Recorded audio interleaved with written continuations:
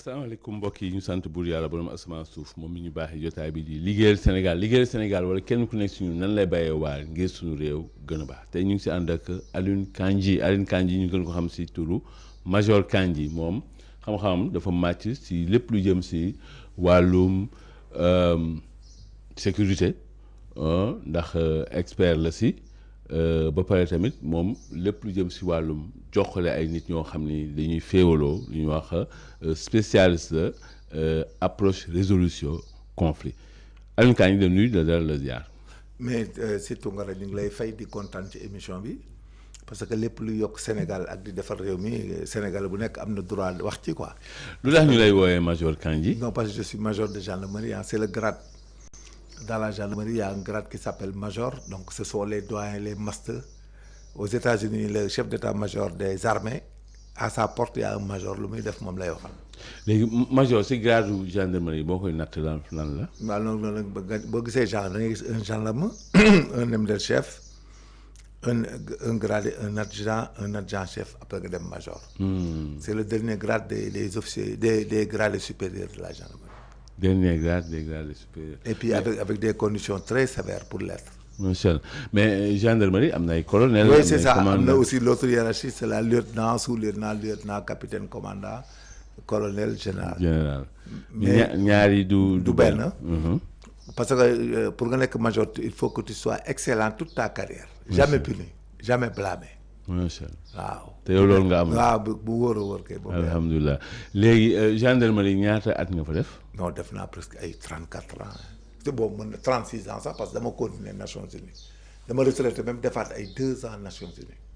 mais fanweeri at ak juróom-benn si gendarmerie maanaam yow sa dund yëpp sécurité la. non bien sûr ak armée gi woon j'étais dans l'armée infirmier enchaîné ñëw gendarmerie def ay 36 ans et quelques. sama doom yi presque ñëpp nekk naa gendarme ba sama doom yi liggéey di ma fekk gendarmerie ak ñeneen ci civil gi. mais kon da nga teel a dugg si sécurité. oui à 21 ans j'étais presque dans la gendarmerie 22 ans ah. macha allah oui 22 ans j'étais déjà dans la gendarmerie. bu ñu waxee gendarmerie en 82 déjà. 82 tey ñaata at la ça fait 43 ans. 43 ans bu ñu wax gendarmerie rek man damay fàttali sama papa Mamadou Diop. oui Julle waaw Mamadou Diop vraiment bayoon waar demoon ba nekk colonel gendarmerie waaye teew ko ñëw nekkoon na fi maire Dakar nekk ministre. waaw colonel Mamadou Diop il était colonel. et puis universitaire bind lu bëri nag. production bu bëri teg Major Kandji tey sécurité la ñuy njëkk a wax ci réew mi yow mi ci sa xam-xam màcc. tey ban jàngat ngay def ci sécurité bi. insécurité bi am Sénégal c'est une insécurité domestique.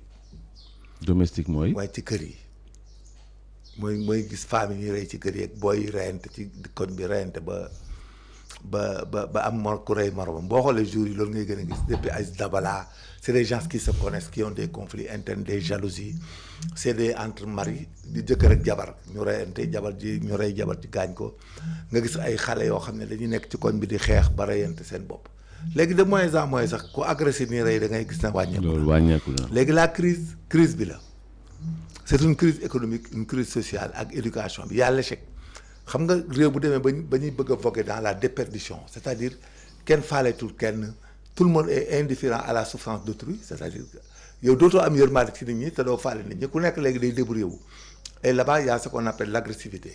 Agressivité c'est pas un terme péjoratif mais c'est un réflexe de préservation et de conservation et dans ce réflexe de préservation ak conservation nag il y a de la dualité boobu nag mooy indi violence yi moo tax léegi violence da nga koy xool ci biir kër yi la gars yi di reyante jëkkër ak jabar reyante ay collègues reyante ay artistes wala dara dans le showbiz di reyante. gis nga ni mu amee nii ci rumeur bi yëpp loolu la donc li ko indi mooy la cellule de base moo amatul famille moo éclaté. éducation yi baaxatul y a l'échec scolaire il y a la perversion dans les quartiers l'incognito dans les quartiers la promiscuité la drogue la dégradation des mœurs ah yooyu yëpp léegi dafa engendrer réew mi ba nga xam ne gisoo ñàkk kersa gi léegi fii yi ni ñuy ñàkk kersa. ki seen yaram léegi Sénégal da ngay dem ba sax góor yàlla na ma yàlla baal quoi excusez-moi mais jigéen sax nga gis ko nii ak yenn rondeur ça te fait plus rien parce que tu es déjà perverti dans ce domaine donc moom mooy indi tout ça nag c'est le cumul de l'insécurité parce que ñun vol de bétail bi on est en train de lutter contre ça la gendarmerie surtout mi ngi koy lutter d'une manière ardue. mooy sàccum jur gi. waaye sàccum jur gi les agressions et autres les gendarmes font de l'ancrage maintenant guddi dañuy taxaw ñun bu dee gendarmerie dañuy taxaw ci àll bi donc il y a l'ancrage menace terroriste bi on a mis des gardes partout on a ceinturé le côté est du pays bi nga xam ne fa lañ mën a jaaree donc en quelque grosso modo sur l'insécurité asymétrique quoi bi nga xam ne c'est dû à. biir kër yi ak jikko yi waaw yooyu mooy suñu problème léegi mais d'une manière comme guerre asymétrique wala insécurité asymétrique nga xam ne ay gang nangam loolu nous avons des solutions là-dessus et nous sommes en train de bien les gérer mais loolu gendarmerie lañ ciy féliciter ak armée ak police parce que ñoom ñoo jël responsabilité ñoo ko def c'est pas sax des moyens qu'on leur a donné mais c'est leur déontologie seen sérieux dans le travail qui font que ñu koy def et en douceur et ils le font très bien.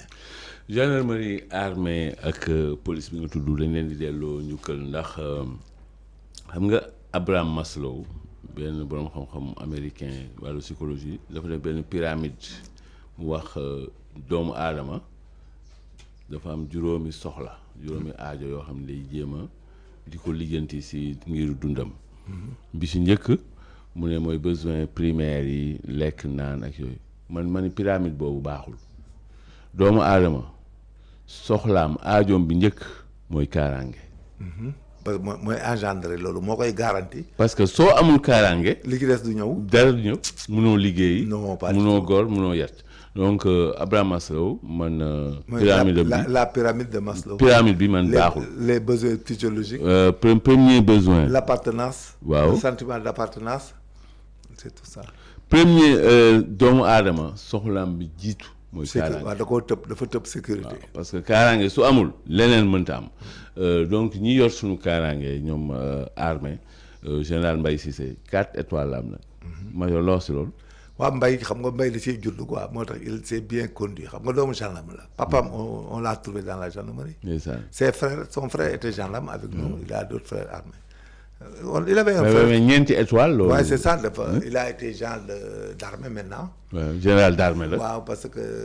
loolu mos gulet de waaw bariwul nag moo tax dafa teel a avancé parce que dafa teel a ñëw xam nga doomu gendarme doomu militaire day bëgg affaire yi. est-ce que ndeysaan da koy jàngal dafa teel a dikk il est venu jeune parce que des fois mën nga am ne pour nga yegg grade boobu des fois da ngay fekk sa retraite jot. waaw ay genre de corps d'armée la ñuy demee quoi. dëgg la comme ñoom Jean Baptiste. waaw mais général d'armée moom général d'armée loolu vraiment. jàlloo la c'est une consécration c'est le à part ça maréchal la fi topp. maréchal te loolu te ñun loolu fii amu fi. voilà waaw moom plafonné na.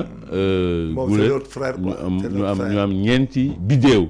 général Mbaye Cissé moom moo ko am. fii ci réew mi te loolu moom day wane rek ne que. ku maanaam ku nàmp sécurité la. da koo xam. dafa xam sécurité sentiment bi xamul tax ñoom ñu ces jeunes là qui étaient des fils de bon pas tout c'est tout le monde ah qui y en a qui sont trop bien partout mais ñoom xam nga lu tax ñu gën a mën a am management des forces de sécurité parce que quand tu es ici que quand tu as un père gendarme tu as vu ce qu'il a enduré. Sa carrière gérer une famille avec les modestes moyens. nga gis mi daw donc kooku bu ñëwee ci corps bu mel ni gendarmerie nii armée yàlla may ko ci grade management day positif ça c'est net parce que day reconnaître les mérites day juste day honnête et puis day social. un vrai chef. waaw un vrai chef lay doon du mën a am raté. c'est comme les Jean Baptiste son père était capitaine avec nous de gendarmerie Jean Baptiste était jeune di def seconde di ataaya ak ñun di ñëw di ataaya Jean Baptiste que tu vois là c'est notre petit quoi mais moo tax it gendarmerie loo ci gis zéro faute avec les gendarmes boo c'est un management avéré l'autodiscipline xam nga ñoom avantage bi ñuy am mooy quand ils commandent des gens les gens ont honte qu'ils leur donnent des reproches parce que lim la koy ji la le management la lay dem ba nekk management naturel c'est un leadership naturel da ngay dem ba sentir ne kii da ngay am looy jomb devant lui. et te lu am solo tey ku mel ni général Mbaye Cissé ñeenti étoile la am général d'armée la mais soo ko gisee ngeen di wax day mel ni oyof bi muy oyof yow da lay yéem. non il n'est pas dans ça il n'est pas sa tête n'est pas dans le grade. ndeysaan waaw parce que éducation la moo baax. delloo ko ñu kër moom ak waa armée laa wax gendarmerie police douane. eaux et forêts ak waa service d'hygiène ñii sol tenue yëpp. ñooñu dañ leen amee njukkal spécial. parce que ñoom dañuy pare pour joxe seen bakkan ngir suñu kaaraange. très bien bu kooku amoo kooku loo ko mun fayee. dara. moo tax keroog bi ma déggee major Thierno Alassane Sall mu ne général Mbaye Cissé dafa dem seeti soldats yi fële ca Casamance. mu ne waaye maa ngi artu ne ba tey 21 décembre seen lekk kenn joxu leen ko. waaw c'est des histoires de PGA l'alimentation tout ça mais kooku à la fin xam nga l'armée moom c'est des budgets régaliens quoi on reçoit mais xam nga aussi le budget l'armée n'a pas l'argent il a les écrits et les écritures da ngay décaisser mais d'habitude vers les mois de novembre décembre xam nga c'est la fin de l'année budgétaire les devises les entrées et tout ça pose problème parce que les gens ont payé toute l'année ils sont vers la fin de l'année. mais major loolu yëpp ay lay la mais alimentation armée lay la alimentation non lay armée bi c'est-à-dire des fois day yéex a ñëw mais l'armée a des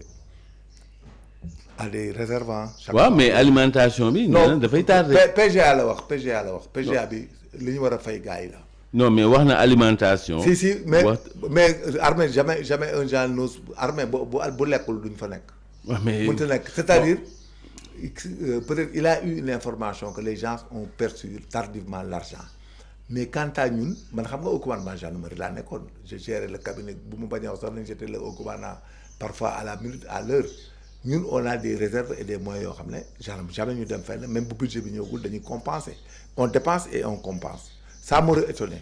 waaw wax na ko tamit fii. je l'ai entendu dire ça. waaw loolu war nañ ko xool waaw dañ koy xool. et puis là-bas kooku on barine même pas avec. ah non soo man nag bi ma déggee boobu nag vraiment nee naa bon lii moom war nañ ko gaaw pas avec bu amee trésor la kon dañuy dem di jëli xaalis gars yi am problème. parce que nee na nag depuis quelques mois loolu mi ngi am.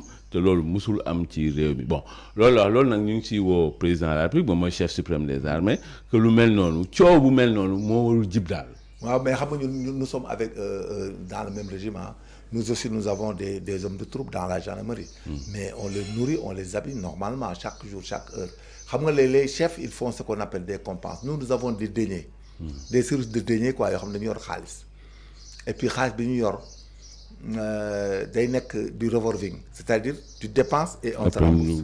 Voilà, donc risque boobu ñun nous sommes très prévisionnels duñ dugg ci yooyu. c'est-à-dire avant de déplacer parce que ça m'étonne gis nga ñun avant qu'on se déplace dans les histoires de PGA là on dit que vous allez en mission pour 30 jours la PGA est payée d'avance moo tax ça m'aurait étonné. waaw mais bu ko waxee. peut-être il a ses raisons. mais dans la technicité de ce man maa doon ordonné PGA yi la gendarmerie dama naan GT bi ma nekkee GT damay def état de besoin en PGA pour de la région Est Tamba parce que on avait de la criminalité transfrontalière avec les Mama Thiam et Abdou Oudouba yooyu qui nous fatiguaient à l'époque on déployait chaque fois des hommes mais à l'époque quand on déployait surtout à l'époque du colonel Ismaïla Sarr on doit déplacer 50 hommes mais moi je leur envoyais l'argent avant qu'ils ne prennent des parts. PGA mooy lan. mooy prime alimentaire globale. donc man ça m'étonne parce que ñun on paye ça avant que les gens ne soient déployés moo tax ça m'étonne que mu wax ne amul parce que et puis ñun GMG la ñuy dem jël ko parce que le Cheikh Sène qui était devenu général moo nekkoon GMG Cheikh Sène boo ko indilee kayit gi loo ko indil da lay fay Cheikh Sène man bu ma ñëwee ne ko 100 personnes la sax au lieu de 50 il paye c'est-à-dire il ne jouait pas avec. ah non ça on il ne faisait pas de rétention avec. man su ma ñëwee rek bi daa ma kañ bindal man loo bind ma jox la parce que il avait confiance en moi su ma ñëwee on déploie 100 hommes damay ñëw ne ko on déplace 100 hommes pour 30 jours léeg-léeg sax mission bi ñu réussir ko pendant 21 jours et autres mais c'est pas grave après c'est bon et puis on a sécurisé la zone.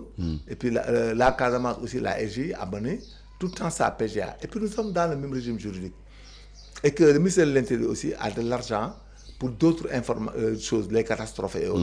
Il y a de l'argent sur place qu'il déplace. Parce que le ministre de l'Intérieur, il a de l'argent global pour ces genres de services-là. Donc, on ne badine pas nous avec. Et puis, nous sommes prioritaires au trésor. On nous donne tout de suite l'argent. Mais les femmes PGA, les femmes ont primes qui n'ont rien à voir avec l'équipe. C'est une interprétation. C'est-à-dire les gens qui sont dans les zones opérationnelles, on leur donne à boire et à manger. mais dafa am lu ñu leen di fay dañu am benn prime bu ñu leen di fay. moom yëpp la wax nag ne yooyu yëpp dafay tardé. mais je pense que prime bi peut-être mooy am retard mais lekk. moom alimentation la wax ak prime yi ak ñaari prime la cité. waaw prime bi mën na am détail ak retard. mais PGA bi moom c'est géré par les moyens gérés. Thierno Alassane Sall war nga jokkoo ak moom major comme ça ngeen échanger si loolu. discuter quoi mu laajal armée. waaw c'est ça parce que aussi les histoires de l'armée là il faut demander. il faut être sérieux. il faut vraiment pas dire n'importe quoi. mais le retard quand même c'est dans tout traitement financier quand même. c'est possible moom retard mais man nee naa bu armée moom war. non doo warta am retard te gars yi officiers sax duñ ko nangu. les officiers là ils sont très sérieux là-dedans parce qu'ils prennent pas le risque d'amener. non mais qui marchent pas dans la bourse. c'est pas possible bon léegi major yow ba léegi yaa ngi yëngu si wàllu sécurité. waaw non c'est-à-dire nag defatuma sécurité je fais autre chose dans le cadre de mon travail je suis dans les validations en assurance. Je suis dans les contentieux pour des banques yu mel noonu quoi. léegi Sénégal nan lay jëriñoo ci expérience ak expertise bi nga am yow ci 36 ans yi nga def ci sécurité. waaw xam nga man sécurité bi dama ci am man je suis très expert dans les investigations criminelles comme li ngay wax nii même ay CENTIF ak ay insécurité en Casamance dans toutes ces choses là sama métier la quoi. Moi je suis spécialisé dans les grandes investigations. C'est-à-dire bu amee investigation pour élucider une affaire man c'est ça mon job. Est-ce que Sénégal tey mi ngi jëriñu ci yow. non duñ jëriñu ci yow parce que quand même y a des gens qui sont dans la gendarmerie qui viennent le mouvement il est générationnel quoi am na ñeneen ñuy ñëw def liggéey bi ma ci nekkee man je le faisais trop bien ici au Sénégal et à l'étranger. nii tey état bu Sénégal yow du ñëw profiter ci sa xam-xam sa expérience. non fi mu ne nii mënatoo am ak ñoom relation parce que ñoom gendarmerie leen koy defal wala police mais danaa jàngale des fois. wala ñu may woo ñoo xam ne mais ce sont les exécutants ñoo lay demander. comme les jeunes commandants brigade et tout ça. wala nga dem ay commissariat wala yooyu gis benn situation nga wax ak ñoom wax leen ne nii lañ koy régler. Très bien. Mais loolu je le fais même avec des gens de la DIC et tout ça on cause dans des cas wala mu am cas man volontairement ma aider pour ne leen c'est comme ça qu'on le fait et ils le réussissent d'abord. macha allah Alioune Kandji yow da nga sóobu si politique. bu baax léegi ak Macky Sall. depuis kañ nga bokk APR non yàgg na depuis 2019 j'appuie Macky Sall et parce que ma doon sama mentor c'est sama couleur la ak moom personnellement c'était pas APR. Mais actuellement nii quand il a quitté nous avons senti le danger de l'avenir politique de ce pays il fallait ramener les Sénégalais à la raison pour ñu xam ne ñii li ñuy proposer c'est la moitié ou le tiers de ce que Macky Sall leur avait déjà proposé et qui était en voie de réalisation. Donc cela veut dire que ñoom li ñuy proposé seen wax gi li ñuy wax. c'est le tiers de ce que Macky Sall avait proposé et ce qu'il était en train d'exécuter te ñoom ce qu'il propose ce tiers là ils n'arrivent même pas à le réaliser parce que sur le plan organisationnel ils sont pas organisés sur le plan répondant amuñu ko sur le plan finance xamuñ fu ñu jëlee xaalis bi xam nga Sénégal dafa dem niveau boo xam ne niveau naxante la xam nga bu la nit taxawee naan la ñun dañoo leb ba mënuñoo dund te kële daal leb di tabaxi pont di jëndi avion di yokk solde di yokk salaire yi dara du banqué ba pare yow nga ñëw ne kooku li mu doon leb moo ñu gaañ te kooku daan fay bor boobu comme ni ko Sarr waxee nee na bor bi ki ko leb xam na ko ki mu ko lebal xam na ko ñu ngi koy fay mais nga xam ne ñii kii du dem il n'a pas de solution. mais bor bi bu ko wax de parce que premier ministre neen ku ko wax léegi boo matul nga dem kaso. non mais question bor bi moom Sarr lay njëkk a yóbbu kaso Sarr mi ne ko polémique la bu dee affaire bor bi bor direct la ak indirect on connaît la théorie mënu fee tudd nit ñemeetul tudd nit ci affaire bor bi ay dette cachée ak dette non cachée il faut qu'ils arrêtent et de gouverner xam nga même Diomaye frôlé na ko nee na l'état c'est la continuité il l'a un peu dit il commence mais xam nga tout ça c'est pas le président de la République mais c'est l'autre côté tout ce problème de ce pays là c'est de l'autre côté parce que mooy les pacifiens là c'est-à-dire wax dafa baaxul ci réew day yàq lépp xam nga wax bu baree day bax il faut mu am asaka lu ne mënoo koo jiñ doomi aadama taxaw lu ne nga jiñ ko léegi ñu ngi dem ba di ko jiñ président de la République léegi dem nañ ba j'ai vu quelqu'un écrire que au Sénégal maintenant tout ce qui est bon c'est Pastef tout ce qui est mauvais c'est Diomaye mais loolu c'est grave. waaw mais Pastef dafa guñ fi dara. waaw moom laa la wax mais ñoom le président qu'ils ont amené par exemple ñoom dañ ko woteel rek indiwuñ ko xam nga loolu il faut ñu def ko te nit il faut ñu woteel la ñoom li fi nekkoon neexu leen ñu woteel Diomaye. mais Diomaye est légitime il ne leur doit rien ce qu'il doit il le doit au Sénégal comme ni mu ko waxee démb. Je suis là pour le pays et pour le Sénégal et la paix va résister il leur a fait un. yow discours bi démb am nga. def na leen message sax ñoom. loolu rek moo ci positif sax d'ailleurs. il leur a fait comprendre que la paix et la cohésion sociale sera réglée Et puis avec eux, il n'y a pas la cohésion sociale. Avec les gens de Pastef, il n'y a pas la cohésion sociale. Ils ne sont pas dans cette taxonomie. Ils ne sont pas dans cette taxonomie. Mais le président junj na leen ko et on l'encourage pour que mu digaale ko ak ñoom pour ñu arrêter seen vérité. mais président lan la mun def parce que président moom amul base en tant que tel am na politiquement. non am na base mooy moom juridiquement institutionnellement moom moo féete ñëpp kaw si réew mi mais si wàllu politique amul base. ma ne ñoom xamuñu luy base politique nu muy demee base politique est instantanée. da ngay jékki-jékki mu bëri ma ne na Diomaye tàqali ko ak ñoom suba nga xool balay gannaaw suba ba meeting. Diomaye ñemewu ko. ma ne bu tàqali ko ak ñoom ba meeting. Pastef en 6 mois ñu disparaître. Je te jure. mais xam nga major man li muy wax mooy Pastef existé wul Ousmane Sonko moo existé. c'est ça moom laa lay wax bu boobaa gars yi dañuy dem seen yoon. ah waaye terrain meeting bi keroog. non ma ne loolu terrain meeting ba tey ils sont dans l'inoptocratie moo leen tax di ñëw mooy xalaat ne danañ tekki loo xam nga ordre de vernacle nit ñu jàngul xamuñ dara ndax leen dafa yomb ne leen kaa leen tekki te bu leen jàngi bu leen liggéey. boo ko waxee ay nit dañuy ñëw. da ngay gis sax femme bu jógee Saalum sax xamul luy Ndakaaru xamul sax luy Kaffrine day ñëw toog yaakaar ne dara la parce que indi nañ ko auto climatisé dugal ko c'est-à-dire nax sa bopp et puis gis nga li ma lay wax Tounkara. Sénégal dafa am bombe à retardement. mooy les gars de ki ñiy topp Pastef. ëllëg bu problème di am ki Sénégal ñoom ñooy indi violence bi entre eux et vers eux. waaw parce que dana am jour boo xam ne ku nekk day réclamer maa ngi gis ay Baye Fall yu génn ci télé bi biig naan dañ maa war a régler dañ maa war a lijjanti xam nga yooyu day dem ba généraliser wu day nekk xam nga c'est sous une forme endémique actuellement. mais day ñëw sous une forme endémo-épidémique. xam nga luy loolu.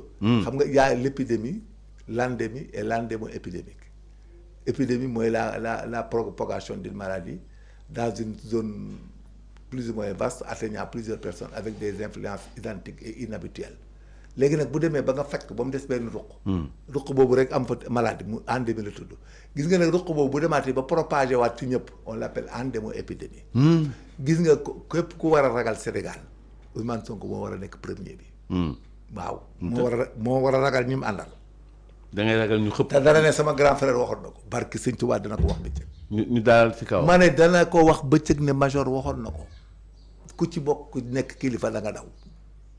ah major li ngay wax nag waa Pastef nañ daw. non pas daw waxuma Pastef daw de. dama ne ñii ma gis ak ni ñuy comporté woo. képp ku leen yilif boo amul chance ak ni àdduna bi doxee. da nga yeewu daw mbaa ñu sakkale bexe parce que ils n'ont pas compris le discours. xam nga loolu mooy problème fondamental bi ils n'ont pas compris le discours xam nga discours bi dafa am 2 hypothèses. Il y a endogène et exogène. En endogène il prône un développement ay changements sismiques et puis un développement généralisé sur le plan étatique autre alors que ñii ils ne comprennent pas ils pensent que d'une manière apparente que ñoom dañoo war a yeewu di tekki di dawali oto di dawali nangam di am teraanga ñoom ñëpp loolu lañ toppee affaire bi léegi nag dañuy dem dans la lassitude. il faut waaw dans la dissétude et dans la lassitude. et puis actuellement nii gars yi dañ bàyyi lépp Ousmane cëggal ko yéen. ñu man loolu ñëpp dañ ko bàyyi cëggal ko gi kenn woo feeñatul li ma lay xam-xam la te da nga ne waxoon naa ko. billaay bu ma la ko waxee gëm ma dañ ko koo bàyyee di ko seetaan di seetaan situation bi nu muy mujjee maa la wax loolu dañ ko bàyyi il faut pour que l'État se booste là. il faut aller chercher des talents. kan moo war a dem seeti ñooñu. mais c'est le président de la République qui va faire un remaniement généralisé.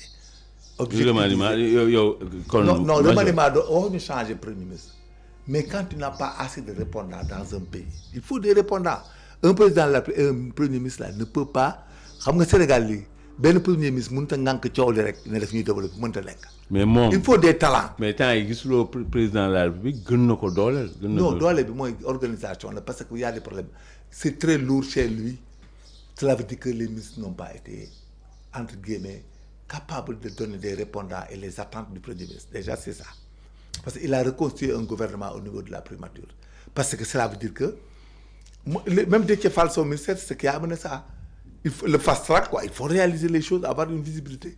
mais fu mu toll nii amul ñu réalisation ñaari at. moom laa lay wax. ça ne marche pas attente bi ak ni ñu ko waxee demeegul noonu. mais ñoom li ñu foogoon ne que loolu mooy nguur ak li ñu. gis c'est ça li ñu dund ñaar yooyu du benn. mais booba saa waxi politicien la rek. c'est dans la manipulation pour avoir le pouvoir.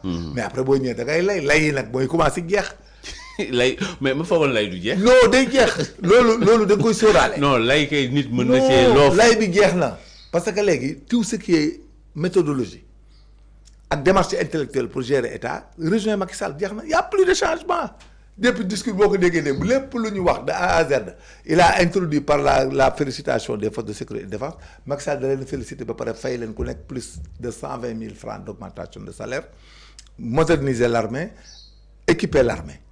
monter en puissance des waaye monter en puissance les marabouts moom on n'en parle pas Macky Sall doon ba leen tabaxali kër ak ay château ak ay palais fu ñuy recevoir. mais Guémb Diomaye. waaw mais il est revenu vers eux. waaw il les a remerciés war na leen ne ñoom ñoo yor réew mi.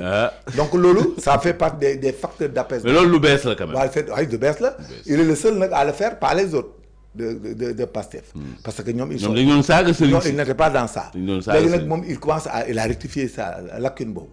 mais on le remercie parce que marabout yi aussi suñu. ah non marabout yi suñu kilifa lañ ñu nag. bokk lañ sax et puis dañoo bokk ak ñoom ñun ñu bokk ak ñoom mi- dëgg ba sentir ko. oui. man tey bu ma nekkoon ay président de la République haute mais Touba mais famille El Hadj Malick wala famille suñu Touba ak Baye Laag yooyu kenn du ci xiif jëlee règle de A à Z ça n'engage que moi. waaw. bu yeboo ñu ne ma damaa islamiste xaw ma damaa waaw. lan mais dama leen di régler A à Z ndax seen waajur yi. coloré la. donc léegi il est revenu dans ça quand il poursuit il n'a parlé de tout il a tout dit dans les hôpitaux c'était dans un programme de Macky Sall les cancérologies là et tout ça était là les abris provisoires étaient dans le programme de Macky Sall pour lutter contre les abris provisoires les routes avec le PUDC et Puma mais c'était ça Puma Macky Sall la ko créé ah waaw. ci le reposé wu ba tey Casamance le plan Casamance Macky Sall n'avait pas dénommé Casamance. mais ANRAC la mais c'était ça. ANRAC, ça c'était pour ça, marchait. oui. Il l'avait fait, il les avait amenés. Il les avait ramenés.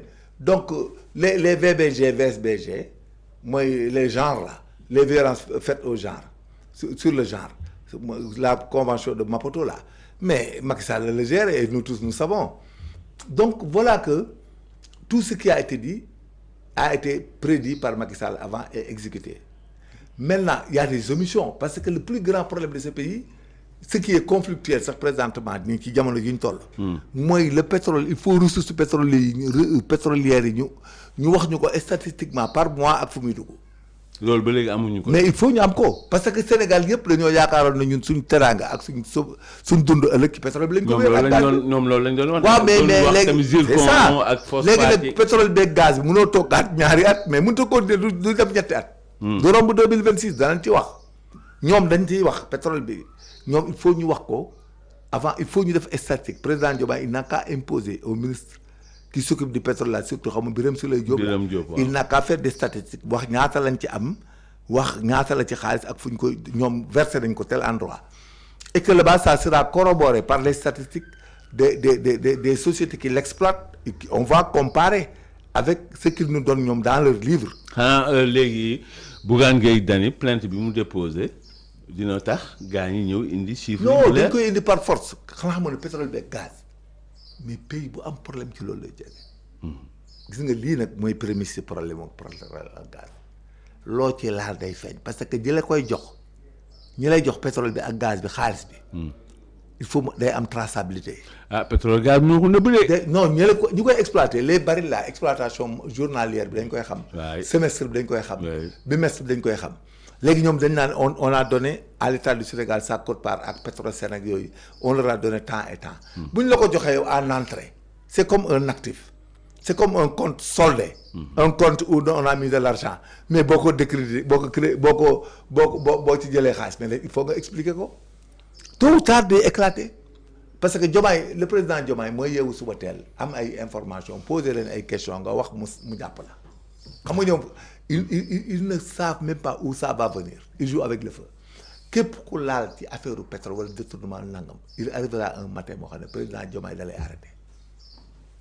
président Diomaye ñëwul arrêté. non da lay ñëwul arrêté waa Pastef. non tu n'aurais pas compris waxu Diomaye président la wax rek ñu ne ko da ngaa woor. non loolu ñoom ay c'est-à-dire ils comprennent rien du tout ñoom normal ñu parce que ñoom ñoo ne duñ ko présenter 2029 Diomaye lu mu leen teg dagat na. fi ne nii. entre nous quoi dañuy wax dëgg rek gi nga Diomaye lu mu teg waa Pastef dagat na parce que liñ def kenn du yëfi nit. ànd ak nit bu nekk président de la République nga naan ko wàccal sa morom yéeg golo wàccal sa morom yéeg rax ci dool yi naan ko duñ ko présenter 2029 ba pare mais ñoom Diomaye leen gën Diomaye wartoon dëkkaat ak ñoom une semaine ci Sénégal amul kenn ku nekk Pastef ko war a nekk ci gouvernement état Diomaye non mënut a nekk monsieur c'est incompatible. ah mais ñoom nëbbuñu ni que. waaw mais premier ministre ñu bëgg mu nekk président. mais d'accord mais en attendant nañ xool nu wànnante mu njëkki bëtam parce que je sais que Diomaye y a deux hypothèses Diomaye day abdiquer ne man présenté wu ma damay dem sama yoon mais on prendra acte mais si Diomaye doit se présenter en 2029 il se séparera de tout le monde et il va prendre d'autres personnes y compris tout le monde. ah non man Diomaye ñemewul loolu. da koy ñeme na lu ko raw moo leen di bett. le réveil du lion lay doon man maa la ko fii tey. Major Kandji tey Alioune Kandji moom mooy suñu gan ci liggéeyu Sénégal mais Major man nëbbuma ni ñoom bi ñu toogee man dama leen bind ñoom ñaar ñëpp président premier ministre man leen loo leen mënti def baax na waaye bu leen fàtte ñett animation incitation ak stimulation économique koom gi dañ fexe ba mu dox. boo bëri na maa ngi woote ne nañ def lël jël benn semaine u yàlla ñu toog ko diggante altine ba samedi fële ca Diamniadio centre de conférence bi fa président Macky Sall defar ñu waxtaan si ñett nu ñuy jooyantee koom gi nu ñuy amee xaalis ak nu ñuy créer ay liggéey parce que ñett yi su amul Major fan lañ jëm. waaw c'est-à-dire bi ngay mujj laay ñëw nu ñuy defee liggéey bi ñu ñëwee les leaders de Pastef la ku ci nekk da ngaa am ñoo àndal. ku nekk fa nga nekk ñooñu ngay jël gis naa ci lu ma leer am na xam naa ci lu ma leer déjà loolu échec la dem di dàq ay nit sax di jël ay nit déjà c'était pas maîtrisé parce qu'ils sont venus renvoyer des gens et les faire remplacer par des militants. Sure. Et dans l'esprit de la fonction publique actuelle et de la fonction privée liée à l'État c'est-à-dire ku nekkul Pastef dootoo liggéey Sénégal c'est clair et net amul fooy xëy di demander man Alioune Kandji du ma dem ci ministère nangam naan damay wutal sama doom liggéey duñ ma ko jox. parce que bokkoo parce que bokkuma ko juste apparent opposant au contraire ñu ngi seet ay pexe ñuy ànd ak ay nit sax di la gàllankoor. opposant nga. waaw opposant nga. mu toll nii boo nekkee opposant Sénégal jeex na dañ lay effacé. jeex na di effacé bi wax moo ko wax en public effacé et puis c'est comme ça qu'il marche amuñu culture humaine boo xam ne danañ defal nit dara ci boo bokkul Pastef. booy ñëwee loolu la ñuy yëkkatee kii daf ñoo contrôle fu mu bokkoon yooyu la ñuy xool. ministre bi yor santé wax na ko nee na bu ñu ko joxee ay. waaw c'est ça loolu la fa nekkee. nee na lu mu njëkk a xool. waaw mooy ndegam Pastef nga bokk. waaw loolu mooy. da ko wax nii publiquement waaw d'accord loolu la secondo ñu dem suuf si. ñi fi nekkoon depuis indépendance am alal Sénégal yëpp ils les ont considérés comme des sàcc donc suuf yëpp lañ bloqué Sénégal la kenn ñemetul jënd kër koo ne kaay jaay ma kër day xool kii jaay kër gi kan la xanaa bu dee ndono la koy jënd gars yi neen kër gu dul këru dono ku ko jënd dee na ku fi nit jaayat kër nga jënd ko mën na yeewu suba ne dafa sàccoon wala dafa labajoon labaj bi c'est partout c'est tout le monde qui fait. même ku am daal da nga sàcc. voilà loolu moo gën a bloqué économie intérieure bi de l'extérieur. pour nga ñëw Sénégal indi fi xaalis ak yooyu il faut nga am ay répondants yu wóor ñoom ñemewuñ nekk répondant apparent xam nga loolu c'est un peu important actuellement Sénégal même ñi bokk ak ñoom. kenn du ci ñemee feeñ même ñoom kenn ñemewu cee feeñ ci benn business de haut niveau parce que da nga naan après mun nañ ma boole gars yi enquête ma ne ma dafa dil parce que ñoom seen biir sax dañuy soxorante. buñ la gisee yow nga bokk Pastef am benn partenaire de haut niveau ay milliards dañ naan da ngay blanchir psychologie la. dootul demati pour nga Sénégal business doxati fi psychologie la du dem. parce que premier ministre ne woon na. voilà l'affairisme d'État c'est terminé. moo laa lay wax moo tax léegi kenn sax du fi ñeme di indi nit bu lay indil bu xaalis. da après da ngay mujj am problème ñi nga àndaloon sax ñooy tax na day blanchir bëgg a jaar suñ kaw dañ lay dóor nga daal da ngay am problème. xoolal ma jàmbal jaay. waaw boobu sax a tane mais ñoom seen biir gën a garaaw bis ku ci feeñ ci ñoom ba dawal oto sa biir morom jënd ay kër da ngay dégg ñu ne ñu ngi jënd ay kër di takk jabar waaye kuy liggéey àdduna doo takk jabar doo jënd kër doo jënd oto foo jëm et dañ lay boole am na ay kër yu ñu tabax xombal dañ koy photo di ko wane fu ne ëllëg si biir bu dee dañuy topp politique de lâcheté et de vengeance mais dañ koy nangu. parce que ñoom ñoo lay boole ñi nga dëkkal foofu ñoo koy photo wane conteneurs yi wàcc meuble yi wane lépp xam nga yooyu c'est ça dafa garaaw mais dafa garaaw mais ils sont pas au courant ils savent même pas la gravité da ngay dem rek un jour ba mu yàqu nga toog di wëlis. xam nga li ngay wax nii. man dama si bëgg joxe ñaari misaal bi njëkk mooy benn waaye buy jaay ay oto ay 8-8. dama ñëw ne ko ñuy waxtaan mu ne man de sama oto yi xam nga ñaata weer a ngi nii. benn jarul. gisuma ku ma ni ñaata. non kenn ñëwee ko ma ni ko gars yi temps yi dañu amul xaalis mu ne ma non. yor nañ ñi am xaalisu oto yii ñoom yor nañ waaye fi mu toll nii kenn ñemewu koo génne ndax da ngay bañ ñu la hey. kaay wu impôt te sàcc nga. non bon beneen bi pour dëggal li ngay wax si wàllum affaire bi psychologie la Chine nga dañ defoon politique de l'enfant unique kenn ku nekk benn doom rek nga mën a am ñu dem nag ba gis ni affaire boobu léegi da leen di gàllankoor ñu ne dañ koy soppi ne léegi nit ñi tàmbalee am ay doom yu ñaar wala léegi sax ñett nit ñi nee nañ déedéet ñun bëggatuñu parce que si biir bopp bi la affaire bi bloqué.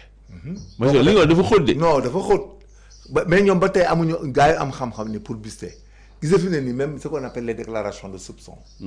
Le président actuellement nii man boo ma fa nekkoon dama naan ko déclaration de soupçon yi dans les banques tout shift venant d'une banque étrangère homologuée ne peut pas faire l'objet de déclaration de soupçon mais peut être l'objet d'une surveillance de dépenses.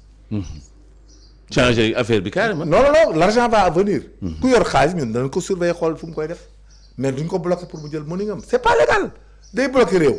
mais carrément. mais da koy bloquer. réew mi kon dafa bloquer intérieurement ak extérieurement. Ousmane n'a pas compris qu'est-ce qui débloque xamu ko. parce que blocage soo ko waxee rek psychologie dafay dugg. voilà ba il n'a pas compris gars yaa ngi dil ci kawam di dem di am xaalis. il le saura après nag bu demee ba am problème ba daanu dana gars yi. waaw léegi major lu tax kenn warul am dara. waaw looloo ko indi soxor bi ak wax ji ak pratique yi léegi ku nekk am na ñoo xam ne ñu ngi ci biir gis nga avec l'avènement de Pastef dans au niveau de l'État.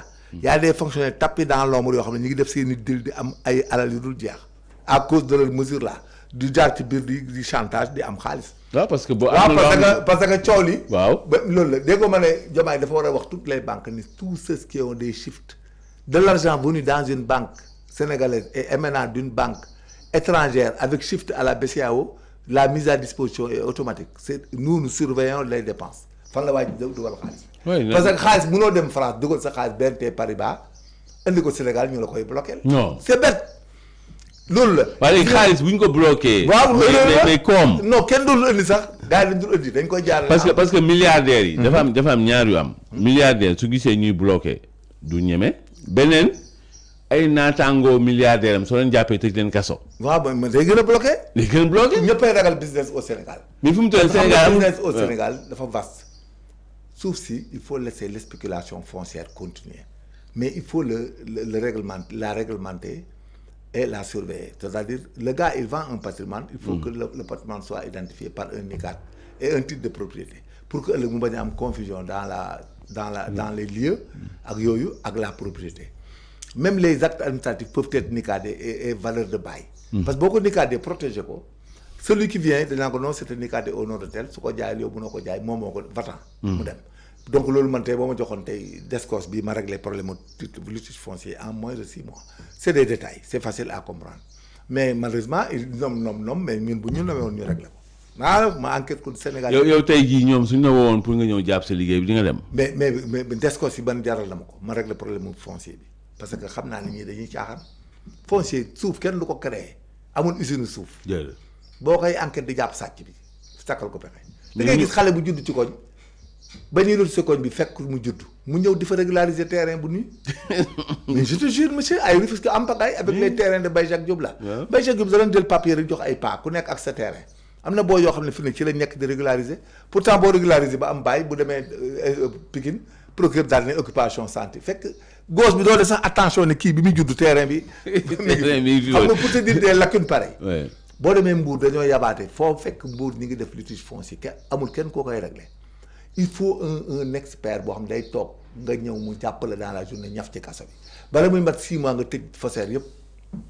mais ñoom loolu mënuñu ko ñoom. non y a des failles ba tey dañuy wax rek mais mënuñu ko.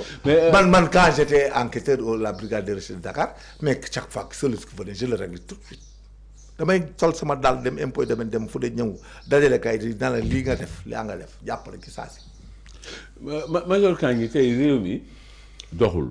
si ñaari at a ngi nii Pastef bi ñu yoree réew mi léegi doxul yow tey boo amoon dénkaane boo leen di jox ngir affaire bi gën a baax parce que doxul mooy ñun ñëppay sonn.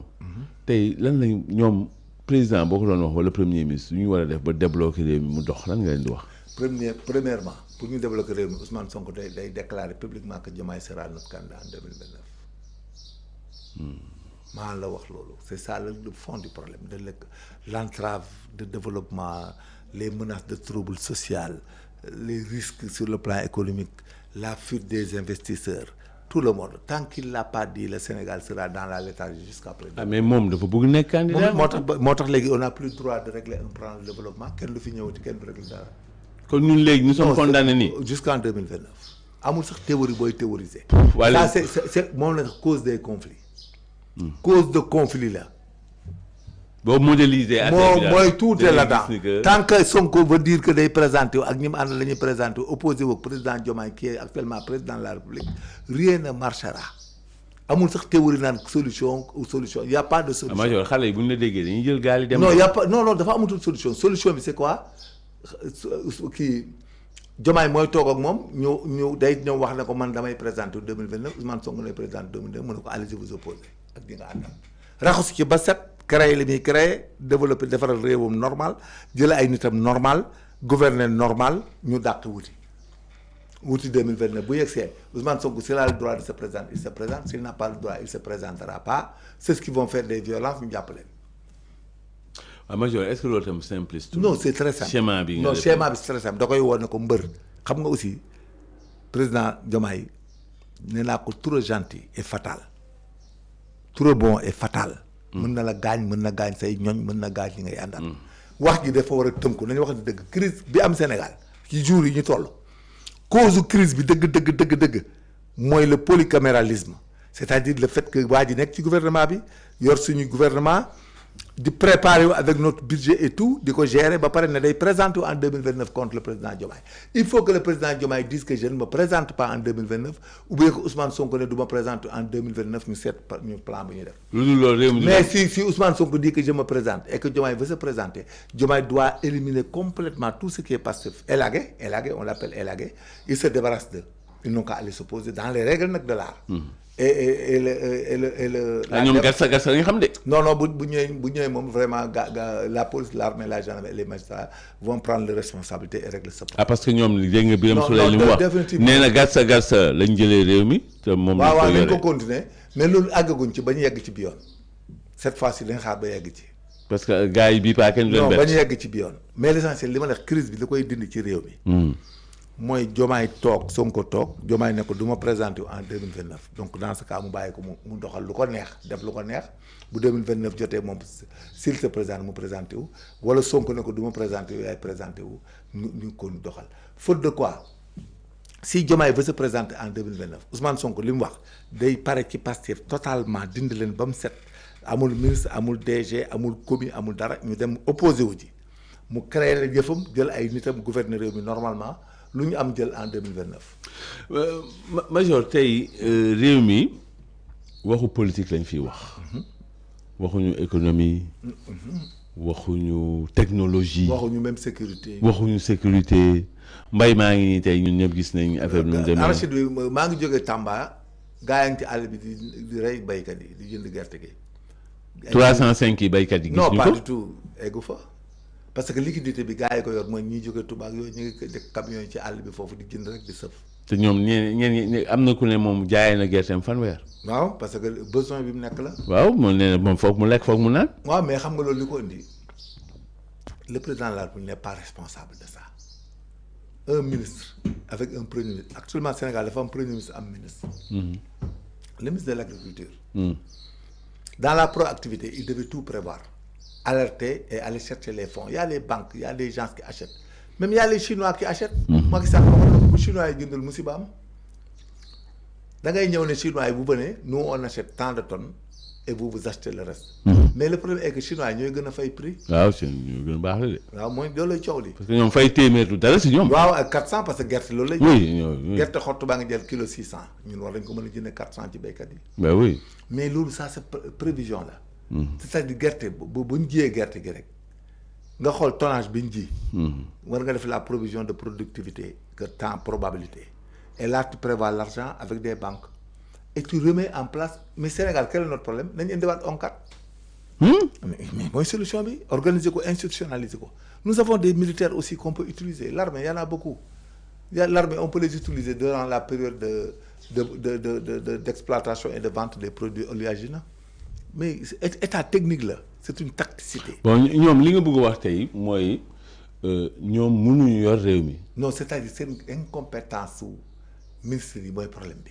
parce que ministre bi bon par exemple ministre agriculture xamul suñu mbay. moom xamul ci dara moom banquier la xam nga lan la woon. Ousmane mooy yornu cëgal guy gi mooy sabar mooy tulli mooy wax mais idée yooyu muy wax dafa Ousmane day fàtte ne le premier ministre là il oublie que ça doit être réalisé en matériel comme ça physiquement mécaniquement dañ ko réaliser xam nga les théories là c'est des théorèmes de Charles et de Pythagore quoi c'est la même chose mais au finish il faut que ça serve à quelque chose quoi c'est-à-dire ba tey looloo tax chaque jour il est en train de se réorganiser mais il va se réorganiser jusqu'à la fin des temps mais du ci génn parce que benn nit la mënut a régler ñi ci des. moom nee na à part défense ak affaires étrangères yooyu nga xam ni président de la République moo ko moom nee na à part yooyu leneen yëpp moom moo koy gérer. muy gérer na ko bu ko gérer il faut nga am ay répondant moom dafa mën a xëy suba teel dem ci mbay mi dem ci pêche bi dem ci njàng mi dem ci nangam gars yi dañ lay dóor à distance di la seetaan ba heure bi jot ñu daw bala fa te fa lañ jëm gis nga un état il faut que tu aies des fonctionnaires régaliens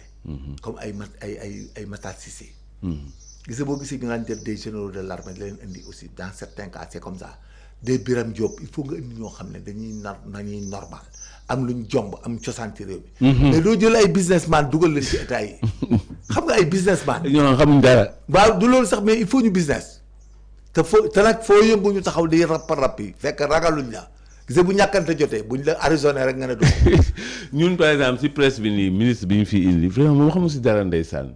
Cour suprême daan na ko ñaari yoon.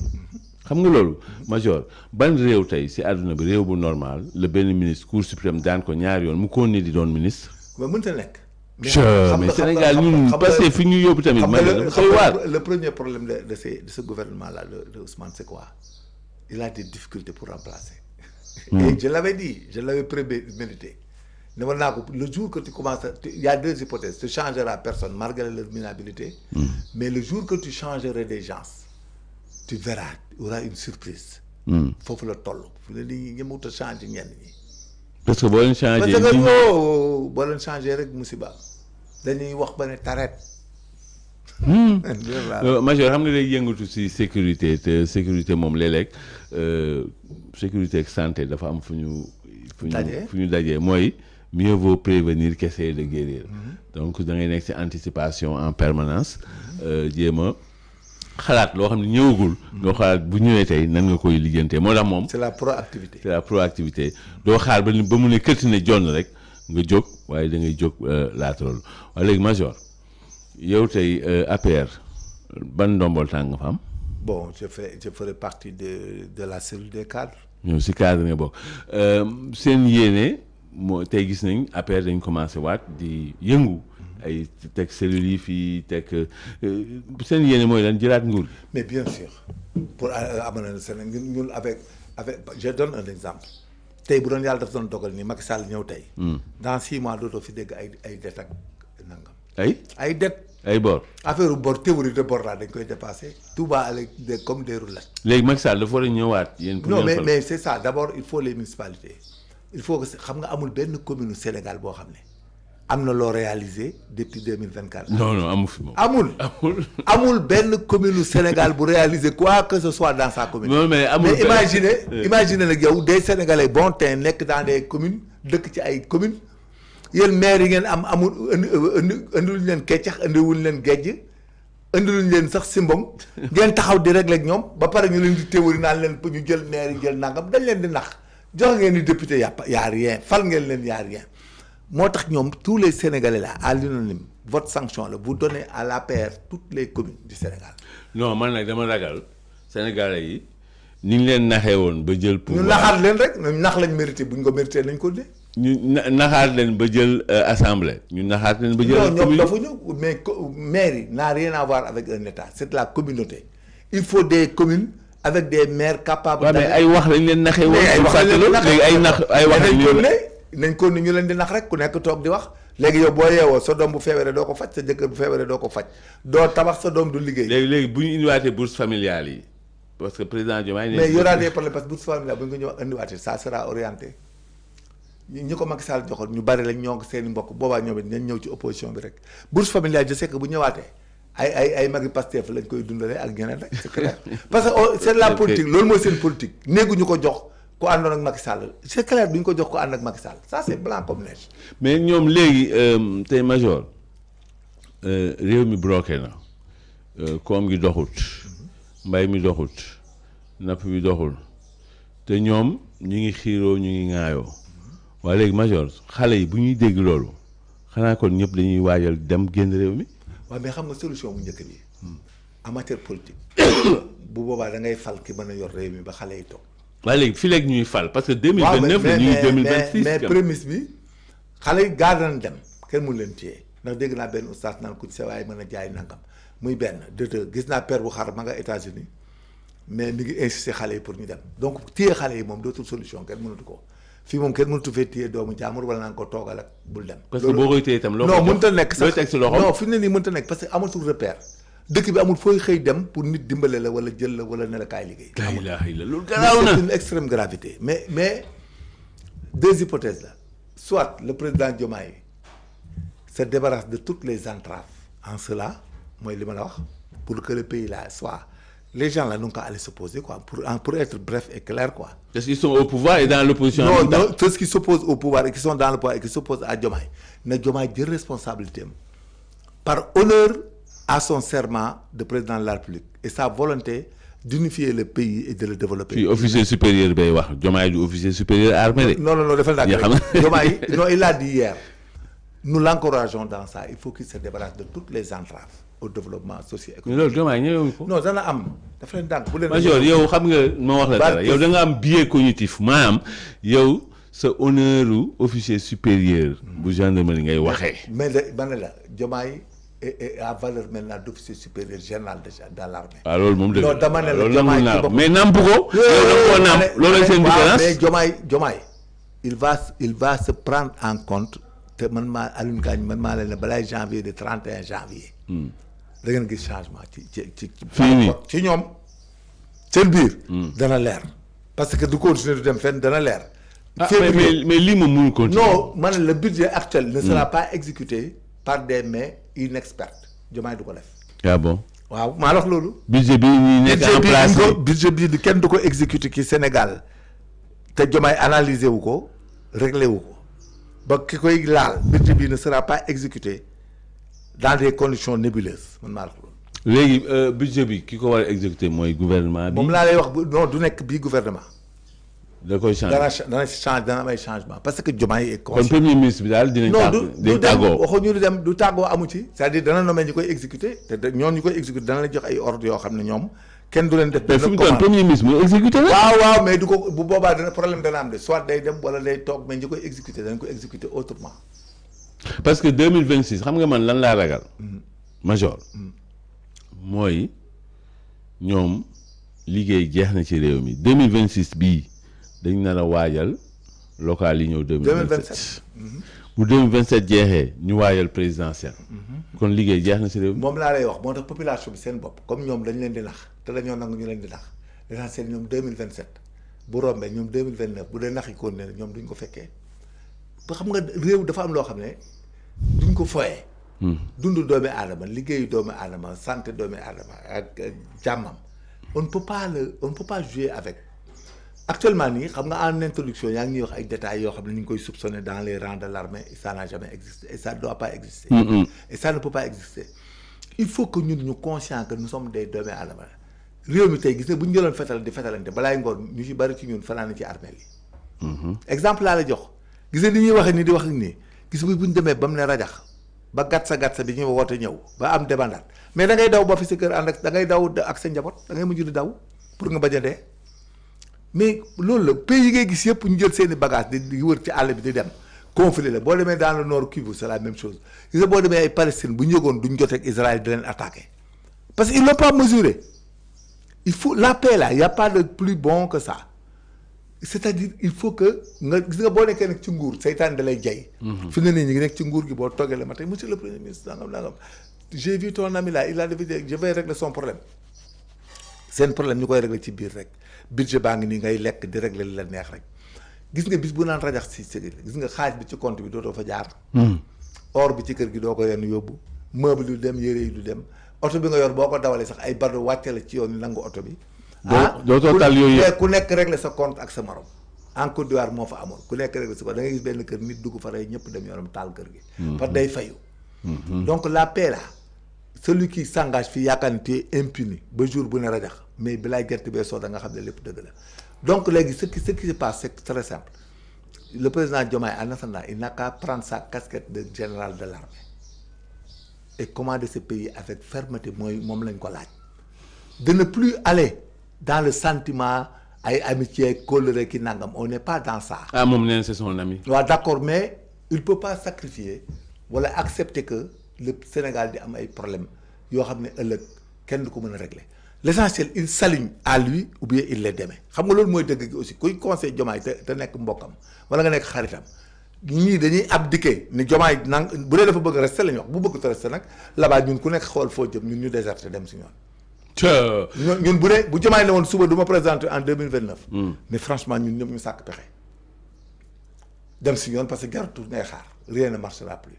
mais yow fu mu toll nii yow ku mel ni yow looy xaar yow lan nga yaakaar. man dama yaakaar ni moom dana il va se prendre en compte ñoom ils vont s'aligner et le laisser se présenter en 2029 ñun ñu opposé wu pour jël nguur gi en 2029 mu nekk dans la règle démocratique normale sinon lui s'il dit qu'il ne se présente pas c'est une catastrophe et il va jamais le dire du ko wax parce que loolu boo ko waxee ci réew c'est une catastrophe xam nga président en exercice di wax jamais du ma présenter en deuxième mandat. loolu crise lay indi. léegi nag comme waa ji moom nee na day présenté wu mais il n'a qu'à aller s'opposer moom moo waroon am conscience de opposé wu ji parce que dès lors que mu ne dafa bëgg a présenté wu war sa toog di émarger suñu xaalis di dundal parti am boo xam day opposé wu ëllëg avec nos moyens parce que loolu lay mujj nuru. mais loolu lay nuru. et puis loolu je pense que si le président Diomaye se présente en 2029 il doit se débarrasser d'eux. warta nangu ñoom ñu exécuter budget bi ba pare di jël ay moyens pour revenir di def gàtt sa ak ñun. président daal man dama gis ni moo dëggalul boppam daal ci fànn woowu. non mais moo tax nag ñàkk dëggal boppam ngeen di wax moo tax ma ne leen nag on attend le mois de janvier. le 31 janvier. dana am avant ça dana am mesure soit dana am mesure qui rectifie ou bien on l'alerte nous de savoir que c'est fini ñu def ñu seet ñuy def. Major Alioune Kandji tey moom mooy sunu gan Major ñun fu mu toll nii dara doxul boo xoolee même sport da ngay dégg ñuy wax ay waxi dof naan yéene wuñu. waaw gis naa ko mais wàllu daan yàlla bu naree may Diomaye succès wala mu jariñ ko dara yàlla nañ perte coupe bi. yàlla nañu éliminer. c'est-à-dire dafa amaat beneen sous-sentiment bu am ci problème bi quoi. waaye y a un autre sous-sentiment de haine de rancœur y a des gens yoo xam ne daal li ñuy wër ñoom ak li ñuy wut yeggaguñ ci quoi je pense que y aura beaucoup de dégâts collatéraux de cela. maanaam na bon rek. du dem parce que ñoom seen sentiment ñun ce qu'on souhaite sentiment bi ñu am ba tey y a pas une prise en compte de la personnalité du président de la République. ba tey y a une rancœur et une haine envers les autres partis politiques. ku bokkul Pastef Sénégal waroo fi dund waroo am dara.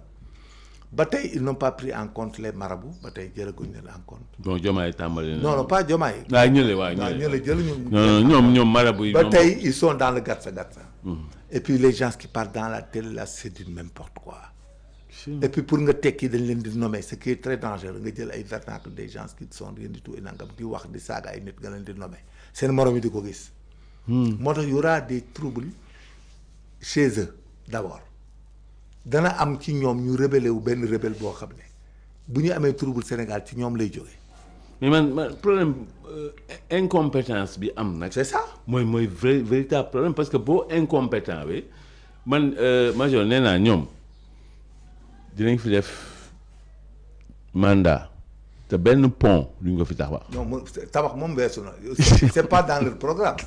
parce que quand ils parlent que dañuy leb pour faire ay salaires les besoins urgents 4e sous-sol mais ce monsieur là ku nekk 4e sous-sol kay bala ngay mettre en surface quelque chose. mais il faut que tu dépasses 3e 2e 1er sous-sol. donc cela veut dire quoi que ñun dans le ba jël suul bukki sulli bukki bi lañ nekk. mais loolu ça peut pas aller alors que tous les pays même les pays du Sahel là arrivent à s'en sortir dans la légalité des choses et dans la norme. Côte d'Ivoire de temps yi yéegal nañ sax seen note ñoom. c'est ça Côte d'Ivoire yéegal nañ seen note parce que Côte d'Ivoire ils sont intelligents. Ils sont très intelligents. ñoom li daal Sénégal lañ ne du leen dara de. moo tax Ouattara gagné à 90%. Zéro contestation. bi ñu demee ni législative seen parti bi moo gagné waat à 77%. waaw parce que ñun ces gars de Pastef là ils étaient malins c'était manipulation bi. donc ils ont manipulé dañuy nangam dañuy sàcc réew mi sàcc xaalis amul dërëm buñ sàcc ci réew mi ëllëg ak si biir ñoom ñii la ñuy poursuivre parce que pétrole beeg gaz bi kenn waxu ci. waaw ñi ñu jàpp nag yéen seen nitu APR. waaw ñu jàpp ñu leen ci dara l'essentiel en est qu'ils seront libérés le jeu qu'ils font là de takkal ay nangam contrôle judiciaire koo wax ñu ne la association de malfaiteurs faux usage de faux escroquerie mi ngi si du n'importe quoi. mais yow même boo amee ay gaañ yoo xam ne yéen a bokkoon ay promotionnaires ñu nekk dans la matière haute mais am na yoo xam ne boo koy qualifié ci réew mais bu yàggee réew moom sax da nga koy insécuriser kenn dootu fi dikk. mënut a nekk am na infraction yoo xam ne des cumuls d'infraction répétés yoo xam ne nga di ko teg ci deru nit ça ne passe pas du tout. am na benn businessman moom nee na bon ñëw Sénégal fu mu toll nii du ko mun def ndax moom en tant que businessman. pare na pour investir perte parce que investissement ak rentabilité ak perte léegi ñoo ànd waaye nee na nag parewul pour investir mais dem kaso. te yéen seen réew fi mu toll nii businessman dañ ko dugal kaso. mu ne moom donc moom du ñëw. léegi xam nga ñoom fi ne nii loo mën a nëbb mënta nekk parce que xam nga léegi ñoom ce qu'il faut c'est ce qui règle avec un court risque parce que yow bu ñu lay fay trésor il faut sa tur dem fa ak sa société. oui léegi ëllëg ak si biir bu nguur gi changé ñun bu ñu ñëwee seede yàlla dañ koy xool. mais lépp ngay gis. léegi ku nekk nga woo ko laaj ko ana li nga liggéeyoon ak fi nga ko livré mun naa la c'est-à-dire nga téye na nga ay bagages am mu jeex c'est-à-dire ce qu'on est en train de faire taxonomie pratique bi ñuy def nii ça ne sécurisera personne dans ce pays de faire des affaires parce que régime bu ñëw da lay jàpp da ngay daw ay Canada la ñuy duggal rek États-Unis ak yu kenn xamul dañuy dem seen yoon ñoom ñi ku fi génn ku fi pare day daw dañuy dem seen yoon parce que xam nañ li ñuy def parce que fii ku ñu càmbar jàpp la. ma ne blanchiment daal am nañu jënd ay kër 200 millions da ngay gis ñu jënd ay kër goo jënd ñun la foo jëlee xaalis bi dañ lay jàpp dañuy taxaw ne la détail foo jëlee xaalis kër gi xam nga léegi ñoom ñoo fi initié enrichissement illicite. enrichissement illicite c'est une infraction subjective xam nga dañ naan la toute personne qui après consommation n'est pas capable de justifier l'origine licite de son patrimoine de son train de vie mais c'est tant pis. bu boobaa ñun ku fi yor këru 200 millions ñu wax boo jëlee boo ne damaa leb banque ñu ne ñaata nga leb léegi amoo foo ñuy expliquer sa salaire temps la woon comme les BRS en impôt rek ñu xool sa famille ak li nga doon dundee ne la c'est pas vrai am na 1 milliard boo mënta justifier fu mu jógee wala 800 millions. mais état la sax boobaa dañuy def comme farwa rek nangu say bagage taxaw point barre loolu moo dul réew. déedéet loolu du réew. loolu moo dul réew. réew duñ complot ay nit. pour des fins politiques. voilà. donc c'est pas un état. ñoom dañuy comploter quoi. c'est ça il y a trop de complot. Major Kandji tey looy tënkee jotaay bi. bon li ñu koy tënkee daal à l'instant T waa APR ak les Sénégalais on vous a trompé pour mettre en mal avec Macky Sall et l'APR et cela man Major Kandji maa leen di attesté ne dara du ci dëgg dara taxawu ci moo tax ñu ngi leen di war ne mbajum kanam borom moo koy fayal boppam municipalité yi ñu jëm. il faut même pas écouter ces gens-là ñu leen di tromper waat ak di leen wax yu amut ak yu taxawul nee leen tekk ba heure bi jot ngeen votel APR ba pare ñu téye loolu léegi ñu préparer 2029 buñ paree ñu reprendre le pouvoir delloowaat leen seen ngor ak seen sutura ak seen doom di tekki et puis lépp réew mi ñu bokk ko séddoo ko lépp du am parti du am leneen marabu yi ñu suturaal leen sëriñ si jàppale màggat ñi jàppale ndaw yi jàppale jigéen ñi. lépp lu ñu fiy wax ñun ñoo ko commencé woon te moom la ñu continuer di def te ñun am nañ compétence bi léegi nag fonctionnaires yi nga xam ne dañ nekk ci état bi fi ne nii di def les sales besognes bu boobaa l'essentiel à nekk kenn dootul liggéeyate ci nguuru Sénégal gi parce que loolu mënut a continuer. régime bu nekk mënoo ñëw régime ay nit nekk ci yoon wala nekk ci yeneen di def ay complot yoo xam ne teguñu ko fenn tu amènes tout le monde à la retraite parce que loolu mooy approche de résolution des conflits dafa am ñoo xam ne ci réew il faut nga génne leen ci pour que réew mi calmaat il faut réformer la justice grandement. Il faut réorganiser par exemple le kii comment l'appelle-t-on le foncier ba nga xam ne ku nekk loo moom yaa koy moom définitivement dootul am benn problème la sécurité il faut bien mailler le pays et régler la sécurité ak pour tout le monde l'éducation des enfants il faut le faire la capacitation des femmes aussi il faut nga defaat femmes yi am capacité. femmes yi nekk monde rural on va continuer avec PACASEN là à leur donner des terres en bail et puis essayer de faire des levées de fonds avec l'hypothèque du bail agraire on l'appellera bon ainsi de suite bon les hommes de tenue haute veiller à leur statut haute surtout les pénitentiaires c'est notre souci. Les instituteurs aussi il faut les ramener à la limite d'âge qu'ils souhaiteront parce que rien ne s'y oppose à ce qu'ils aillent à 65 ans hein. Parce que si des magistrats peuvent aller à 68 ans, un instituteur peut aller à 65 ans. Un médecin aussi doit aller à 65 ans. Parce qu'un médecin à 65 ans est plus justifié qu'un magistrat à 68 ans. Yooyu yëpp ay wax la yoo xam ne dañ ko fii régler quoi. L'urbanisation du pays, il faut le continuer.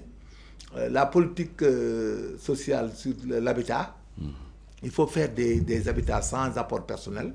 Loolu yëpp on y veillera dañuy tabax ku ñëw dugg di fay ba matal dem waaye wax ci jeex. noonu daal lañ ko xalaatee et puis raffermir encore nos relations avec l'Union européenne le FMI la Banque mondiale et les institutions de Bretton Woods parce que ñu accompagner ñu pour que la dette seul le FMI la Banque mondiale et les institutions de Bretton Woods peuvent restructurer une dette diminuer une dette déférer une dette ce que nous sommes en train de faire ils diffèrent pas ils diminuent pas ils pardonnent pas et ils ne restructurent pas ils nous demandent nous-mêmes de restructurer cela veut dire que c'est une catastrophe. Donc si on continue dans cette technique-là avant 2029 mais on risque d'avoir une faillite.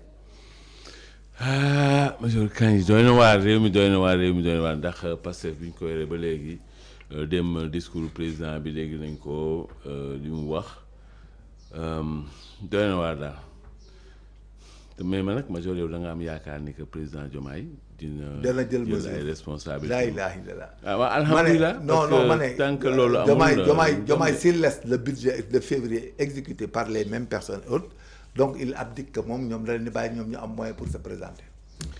C'est-à-dire soit il se présente il y aura un remaniement avant fin janvier il ne se présente pas et autres il les laisse faire ce qu'ils veulent et après ça continue quoi ku nekk xool na def mais man sama xam-xamu bopp. ak ni ma xamee technicité bi avant le 31 janvier tout va être clair. 31 janvier bu ñu ku yàlla may nga dund moom weer la. yàggatul non 30 jours la ci des léegi. tey le 1er janvier 2026. dans 30 jours. aywa delloo njukkal tey El Hadj Bour Gueweul Diawane Ngéwél Couture fii ci Parcelles Assainies unité 15 moom mooy sunu ñëwkat major loo jeexale. bon jeexal bi mooy d'inviter les Sénégalais à la résilience quoi. ak mooy muñ waaw muñ. actuellement da ngay jéem a muñ et la solidarité. entre les populations seen biir. muñ ak jàppalante waaw ñoom ñooy mën a jàppalante parce que pour ñu am dara ci état bi ak ces techniques Pastef yi boo bokkul Pastef ce n'est pas la peine de compter ci luy jóge ci ñoom da ngeen di jàppalante seen biir dimbalante seen biir et puis wax ak seen njaboot gi seen xel dellusiwaat pour wan leen ne lii ñu topp ak li ñu leen gëmloo mënta nekk nit pour nga tekki da ngay jàng da ngay liggéey da ngay am looy taxaw mais mënoo toog rek nit naan la kaay ma tekki loolu ci alalu jàmbur ak yooyu nga di ko topp erreur la il faut se départir de tout dem toogaat seen kër yi toogaat en famille réconcilier wu en famille d'abord àndaat ak seen i xel et puis vraiment ñu seet lii ñu koy régler mais quant à topp ni ñu lay dig rek di la dig ñaari at ñetti at naan la lay xaaral 2050 dans 25 ans yow nga am 30 ans wala 40 ans ñu naan la xaaral dans 25 ans te nit ñi retraité 60 ans nga xam ne xale yi ànduñoo ak seen xel donc je dis aux gens de faire la solidarité dans les maisons. jàppalante ñi bokk nañ dem def solidarité organiser wu dans les maisons et être prévisionnel et puis Sénégalais nañ muñ am de la résilience et puis jéem a jàngal seen njaboot yi en attendant jéem a ku ciy bay demal bay ku ciy régler dara demal régler ji ko parce que loolu prémisse bi ñu nekk nii situation bi ñu nekk nii amul benn visibilité boo xam ne yow mun nga yaakaar ci beneen doomi aadama bu lay dimbali. waaw ku nekk da ngay góorgóorlu jéem a gérer sa bopp. jéem a seet li ngay def quoi moo gën a wóor quoi. dama dégg Mame Mbaye Niang mu wax lu am xel mu ne moom ñii bi ñu faloo dafa génn réew mi li tax mooy xam na ni ñii duñ ko jox liggéey te duñ ko bàyyi mu liggéey. c'est ça te moom comme góor la dafa war a liggéey mu dem fa mu mën a liggéeyee dem liggéey. moo tax de parce que moom tey képp ku àndoon ak Macky Sall ñoom jàpp nañu dëmm nga wala doomu dëmm wala rakku dëmm.